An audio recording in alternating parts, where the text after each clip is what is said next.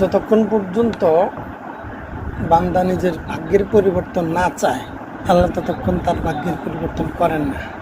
মুসলিমবঙ্গ যে আমরা বলি, মুসলিমবঙ্গকে মুসলিমদের পদচারণা মুখর করার জন্য বা আধিপত্য আনার জন্য যেটা খুবই গুরুত্বপূর্ণ, সেটা হচ্ছে শক্তি। যে কোনো জিনিসের পরিবর্তন হয় শক্তির মাধ্যমে। বলের কাজ কি? বলের মাধ্যমে যে কোনো জিনিসের পরিবর্তন, কোনো কিছু পরিবর্তন দরকার, বল। যে এখানে একটা চেয়ার আছে, আমি যেখানে বসছি চেয়ার, তুমি এই চেয়ারটা এখান থেকে সরাইতে হবে, কি লাগবে? বলের প্রয়োগ লাগবে, বল প্রয়োগ, শক্তি প্রয়োগ। এখানে নতুন কিছু বসাবো আনে, সেটা এমনিতে উড়ে চলে আসবে না, উড়ে আসলেও তার ডানার মধ্যে বল লাগবে। অর্থাৎ যে কোনো জিনিস পরিবর্তনের জন্য বলের প্রয়োজন, শক্তির প্রয়োজন। শক্তি জিনিসটা আসে কিসের মাধ্যমে? শক্তি প্রয়োগের চূড়ান্ত রূপ হচ্ছে যে বাহিনী। যেমন একটা দেশের জনগণ, এত জনগণ, যদি দেখি যে 5,000 জনগণ এক জায়গায় দাঁড়াইলো, একটা সমাবেশ করলো, আর এই 5,000 জনগণের সমাজকে নস্যাৎ করার জন্য 50 পুলিশ সদস্য যথেষ্ট। কেন? 5,000 জনগণের সাথে 50 পুলিশ সদস্যের যদি তুমি কুস্তি লাগাও, শক্তি কার বেশি? 5,000 জনগণের। কিন্তু শক্তি প্রয়োগের যে প্র্যাকটিসটা কার বেশি? পুলিশের। এই জন্য 5,000 জনগণের সমাবেশকে ভেস্তে দিতে পারে 50 জন পুলিশ। কারণ পুলিশের কদম সে ফেলে শক্তি প্রয়োগের জন্য। আর জনগণ কি বলে?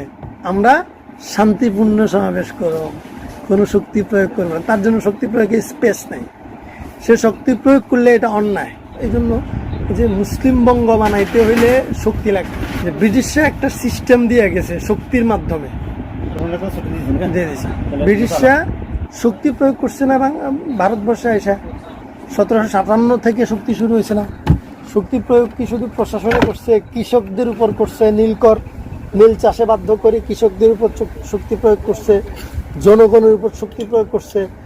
ভিন্ন ধর্ম অর্থাৎ ইসলাম ধর্মের উপর তারা শক্তি প্রয়োগ করছে। কিভাবে? যত মাদ্রাসা ছিল বন্ধ করে দিছে, মসজিদগুলো বন্ধ করে দিছে, মসজিদের জন্য, মাদ্রাসার জন্য যে সরকারি খাস জমি বরাদ্দ ছিল সেটা বাজেয়াপ্ত করে নিয়ে গেছে, আলেম ওলামাদেরকে ফাঁসির কাস্টে ঝুলাইছে। এমনকি সাধারণ জনগণ যারা শক্তি প্রয়োগে অভ্যস্ত না, তাদেরকে পর্যন্ত তুমি নীল চাষ করতে বাধ্য করছে, নীলকর মাধ্যমে নীল চাষ করছে। এই যে অর্থনৈতিকভাবে শক্তি প্রয়োগে নিষ্ক্রিয় করছে। এরপরে কেউ যদি ধর্ম পালনের স্বার্থে দাঁড়িয়ে রাখতে চায়, দাঁড়ের উপর 2.5 টাকা কর। 2.5 টাকা 1757 সালে, তুমি চিন্তা করো, 2.5 টাকা দাঁড়িয়ে রাখার জন্য। 2.5 টাকাকে যদি আমরা 2.5 লাখ বানাই, এখন একজন মুসলমানকে যদি বলি যে তুমি দাঁড়িয়ে রাখতে হইলে 2.5 লাখ টাকা বাৎসরিক কর দিতে হবে, কোন পাগলে রাখবে? আমি খাইতে মাই না, দাঁড়িয়ে রাখবো কোথায়? এই যে শক্তি প্রয়োগ করে দাঁড়িয়ে রাখা থেকে বিরত রাখা, কর প্রয়োগের প্রেশার, বিভিন্ন শক্তি, বিভিন্ন প্রক্রিয়ার বল প্রয়োগ করে মানুষদেরকে নিজের ধর্ম থেকে, ধর্মচর্চা থেকে, এবং তারা এই যে রেল লাইন করছে, তারা রাস্তা করছে, পাকা করছে, কেন করছে? স্টেশনগুলো করছে তারা যেন তাদের টার্গেট মতো বল প্রয়োগ করতে পারে তাৎক্ষণিক, শক্তি প্রদর্শন করতে পারে তাৎক্ষণিক, সেনা বাহিনী প্রেরণ করতে পারে তাৎক্ষণিক। মানে বিভিন্ন বাহিনী, ওলন্দাজ বাহিনী টাহিনী ছিল না, বিভিন্ন রকম। যাক, এখন শক্তি প্রয়োগের মাধ্যমে তারা আগের সিস্টেমটাকে চেঞ্জ করে ব্রিটেনি সিস্টেম ইস্টাবলিশ করছে। আমাদের এখন অফিস আদালতে, শিক্ষা কারিকুলামে, বিচারিক ব্যবস্থায়, সেটা না। তুমি দেখো 1757 থেকে 1857 পর্যন্ত লড়াই ছিল, 100 বছর লড়াই। 1857 পরেও আরো লড়াই হয়েছে। ধরো না, 100 বছর লড়াইয়ের পরে রাষ্ট্র চালাইছে কয় বছর? 1857 পরে ধরো না তারা 50 বছর লড়াই করছে, রাষ্ট্র চালাইছে। এরপরে আবার বিদ্রোহ শুরু হয়েছে না? আবার বিদ্রোহ শুরু হওয়ার কারণে 1985 বঙ্গভঙ্গ করছে, বিভিন্ন প্ল্যান করছে। মানে 1900 আগে তারা 50 বছর শাসন করছে। মানে 50 বছর তারা সিস্টেমটাকে আইনি প্রক্রিয়া নিয়ে আসছে তাদেরটাকে। এর আগে 100 বছর, এরপরে 50-60 বছর তারা বল প্রয়োগ করছে, শক্তি প্রয়োগ করে মানুষদেরকে দমন করি তাদেরটাকে নিয়ে আসছে। ওইটার পরে তারা 47 চলে যাওয়ার পরে এখনো তাদেরটা চলে। হ্যাঁ, এখন তুমি যদি চাও এটা ভোট করে এমপির বানাইয়া মন্ত্রী বানিয়ে সিস্টেম পরিবর্তন করা অসম্ভব। বল প্রয়োগ লাগবে তোমার। এই যে হাসিনা চলে গেছে, বল প্রয়োগ ছাড়া গেছে। নির্বাচনের মাধ্যমে যাইলে তো আর বল লাগতো না।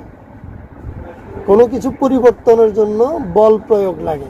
এই বল প্রয়োগের ইসলামিক সিস্টেমকে বলে জিহাদ। ইসলামের জন্য বল প্রয়োগ যেটা, সেটা হচ্ছে জিহাদ।